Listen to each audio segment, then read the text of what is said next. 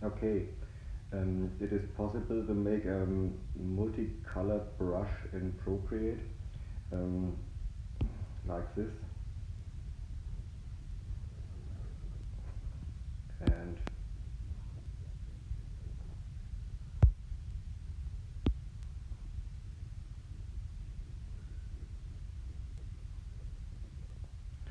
that's a real Procreate brush.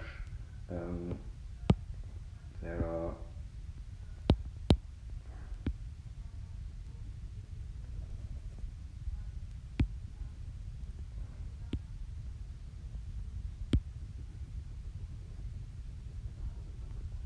there are many options you can do, but the problem is you you pick the colors and then you draw, and when you